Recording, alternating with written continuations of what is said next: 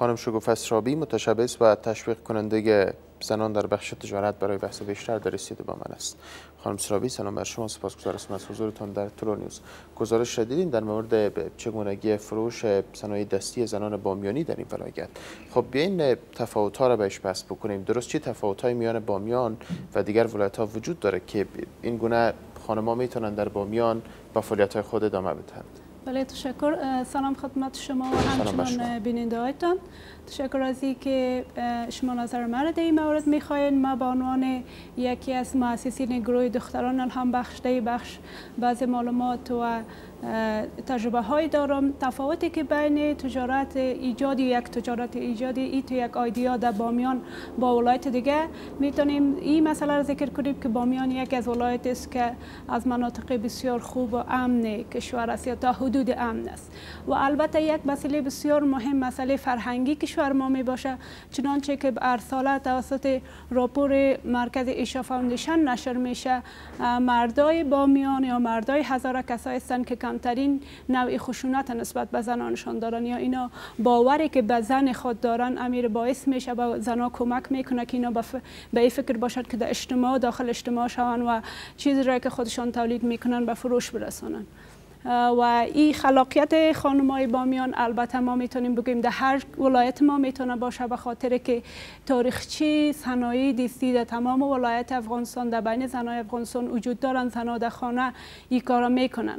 خب مهم این موضوع است که چگونه این بامیان به عنوان یک مثال یا نمونه در دیگر ولایت ها هم ازش کار گرفته شود. با چی راهکار میشه که مثل بامیان بازارهای دیگر هم در سایر ولایت‌های کشور ایجاد کرد؟ بله، بسیار خوب است. اگرچه خود وزارت تجارت هم در این زمینه در کابل هم توی یک ایدیا داشته که اجرا کردن. 2 بار مارکت در داخل خود کابل اجرا شده که به کمک بعضی از ارگانایزیشن ها زنان تونستن وسایل خود بفروشن و همچنان در خود پلان وزارت تجارت وجود داره که اینا میخواین یک مرکز، واقعا یک مرکز ایجاد کنن بر زنها، به خاطر از که بتونن یک مارکت مخصوص زنها باشن که اینا علاوه بر از که معلومات خود بین یکی دیگه خود منتقل میکنن بتونن بعد دسترسی داشته باشن به مشتری خود. و این ایدیا میتونه بره به مزار، میتونه بره در هرات. اگر و در هرات هم اگر کل ما متوجه باشیم، یاد ما باشه که دخترای هرات یا زنای هرات بسیار یک مرکز خوبی از طریق سوشال میدیا، از طریق فیسبوک اینا یک بازار خوب ایجاد کردن که اینا وسایل بین یکی دیگه خود به فروش برسونن. موضوع مهمتر این است که در سطح بزرگتر، یعنی در کل در افغانستان، موضوع کاروبار و هم بازرگانی و تجارت زنان را خانم سرابی شما چگونه ارزیابی میکنین؟ مشکلات عمده زنان تجارت پیشه در کشور چی است؟ یکی از مشکلاتی که عمده چی بر خانم تجارت پیشه چی بر مرد تجارت پیشه در افغانستان وجود داره مسئله امنیت است که ما نمیتونیم این را قابل و انکار کنیم و این امنیت متاسفانه بیشتر زنها را در بعضی ولایت بیشتر متاثر میسازه. مثلا در ولایت بدخشان وقتی که میخواستن وزارت تجارت یک چی را ایجاد کنن، یک بازار ایجاد کنن، امی کپ در مجموع سوخت و به نظر من بهترین راهش فرهنگ سازی است. آگاهی دهی بر مردا است، بر مردا آگاهی داده شوند که استقلال اقتصادی زنانشان بر استقلال اقتصادی خانواده‌شان یک نقش بسیار موثر و عمده خواهد داشت. ولی در این مدت که گذشته، یعنی چند سال را که گذشتاندیم، چقدر در این بخش‌ها کار شده؟ خب موضوع امنیت یک بحث جدا، یعنی در بخش‌های دیگه از آگاهی دادن تا به مشکلات دیگه که وجود داره چه کارهایی صورت گرفته و نتیجه و تاثیر این کارام در چی حد بوده؟ از مهمترین کارهایی که صورت گرفته پروگرام‌های آموزشی که از طرف نهادها و ارگان‌های مختلف در زمینه تشبثات وجود داشته ایجاد شده. یکی از مهمترین مسائل است که این بر زنها کمک کرده و بهشون این ایدیا یا این باور داده و این جرأت داده که اینا بخوان جنس را تولید میکنن به بازار بیارن که بسیار مراکز وجود داشتن که اینا را از نظر ارتقای ظرفیت کمک کرده. و هم مهمترین دستاوردی که از نظر دولت ما میخوایم ذکر کنیم ایجاد اتاق‌های تجارت زنان می باشه که خود از این نشان میده که یعنی بالاخره یک زن افغان به اون مرحله میرسه که یک اتاق تجارت خاص مثل هندوستان که خودشان یک اتاق تجارت دارن، اتاق تجارت داشته باشن. حمایت خانم اول در این زمینه یک از مسائل است، بانوی اول مملکت یک از مسائل است که ما میتونیم این را ذکر کنیم. خانم سرابی، موضوع دیگه این است که چقدر زنان تجارت پیشه در افغانستان دارن از سطح رسیدن که بتونن کارهای خلاق و کارهای خوب هم انجام بدن؟ یعنی ما صنایعی که در افغانستان تولید میشه چقدر صنایع معیاری است و همچنان در مورد بازار فروش این فراورده ها چی میگین؟ از نظر معیاری بودن البته به مراحل مختلف است. متاسفانه ما نمیتونیم ادعا کنیم جنس را که از برای یک زن افغان از طریق یک زن افغان تولید میشه و بتونه رقابت کنه با معیارهای منطقه‌ای یا حتی جهانی. کوالیتی کنترل یک از مسائل است که ما متاسفانه نداریم. اگرچه ما نمیتونیم کاملا انکار کنیم که هیچ اصلا جنسی که تولید میشه این معیارا را نداره، به خاطر که یک از خانم‌های تجارت پیشه‌ای که ما داریم خانم مومند هستند که توپ تولید میکنن و توپ از اینا تمام معیارهای جهانی را داره، اما هنوز هم این حمایت بر از اینا نشده که توپ از اینا امو آرم استاندارد که استفاده میشه بر توپ که بتونه بر تمام بازارهای جهانی قابل عرضه باشه نداشته و دسترسی از اینا در بازارهای منطقه‌ای اگرچه منطقه‌ای تا حدی خوب است اما در بازارهای جهانی مشکل است. باز هم مسئله کوالیتی کنترل استاندارد است. من فکر میکنم تنها بر زن افغان نیست این مسئله کوالیتی کنترل بر یک تجارت مرد افغان هم است، اما تفاوت تجارت زن افغان با مرد افغان است که زن افغان تولید میکنه، مرد افغان صادر میکنه.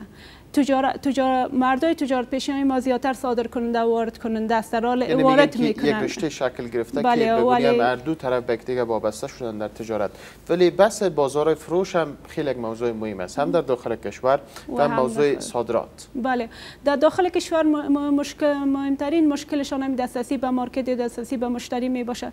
امنیت به او حد نیست. مثلا ما یک مرد افغان ما میتونه به راحتی در یک مارکت یک دکان از خود داشته باشه، اما یک زن افغان ما نظر به معیارها و تابوهایی که در اجتماع موجود داره، نظر به تهدیدهای امنیتی که وجود داره، نمیتونه به راحتی یک دکان از خود داشته باشه و وجود یک مارکت دسترسی به و یا که بازارهای موقتی که برشان ایجاد میشه دسترسی زمینی دسترسی از اینا به مارکت یا به مشتریشان بسیار زیاد افزایش میده و دسترسی به بازارهای منطقه‌ای هم یک مسائل است که این اساسا من فکر میکنم خوب است، اما در او حد نیست که ما توقع داریم. در او حد نیست که زن تجارت پیشه‌ای که ما فکر کنیم تاریخچه از اینا تا 10 سال برمیگرده. تاریخچه چگونه تقویت شود اینا؟ مهمترین موضوع همین است. خب بالا دیده میشه که صنایع دستی یعنی محدود به یک منطقه افغانستان نیست، حتی در دورترین روستا هم که برین خانم‌ها مصروف صنایع دستی و ساختن از صنایع دستی خود هستند. حالا چگونه یعنی با چی راهکار میشه که اینا را حمایت شوند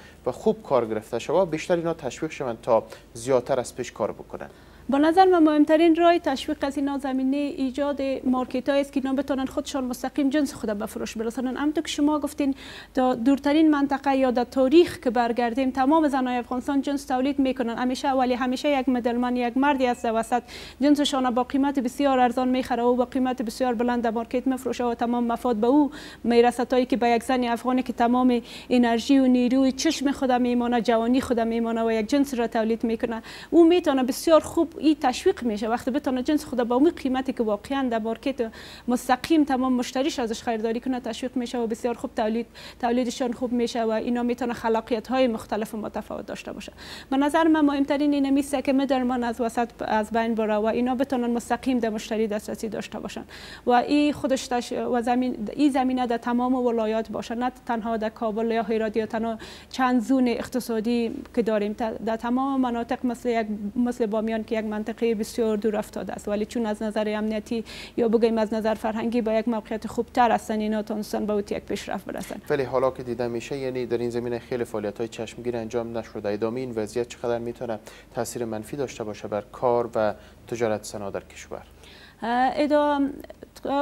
نمیتونیم بگیم کاملا چشمگیر نشده و محدودیت های خاص خود داشته، چنانچه که دولت وزارت تجارت میتونن یک دیپارتمنت خاص ایجاد کنن، یک ریاست به نام ریاست تشبثات که میتونیم بگوییم که یک قدم است این زمینه، اما او چیزی که یعنی واقعا که یک زن تاجر بخواد که توقع داشته باشه برشان نشده.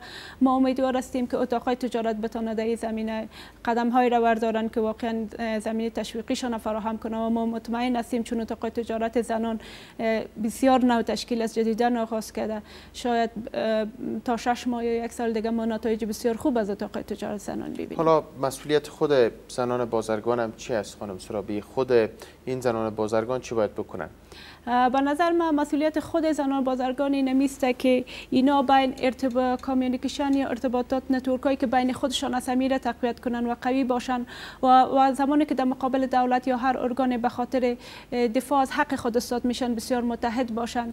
به خاطر از اینکه همونطور که ببینیم مشکل از اینا یک مشکل یکسان است، مشکل نیست که متفاوت باشه، هر کدامش مشکل جداگانه باشه.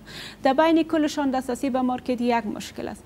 بنابراین به نظر من ایجاد اتحادیه هایی که بین خود در تمام کشور در تمام ممالک وجود داره، اتحادیه های بر هر صنف، ایجاد اتحادیه ها برای زنان تجارت بشه، امیر کمک میکنه که اینا هم زبان و هم صدا در مقابل دولت مردم و اجتماع هم چی مسئولیت دارن و چی باید بکنن؟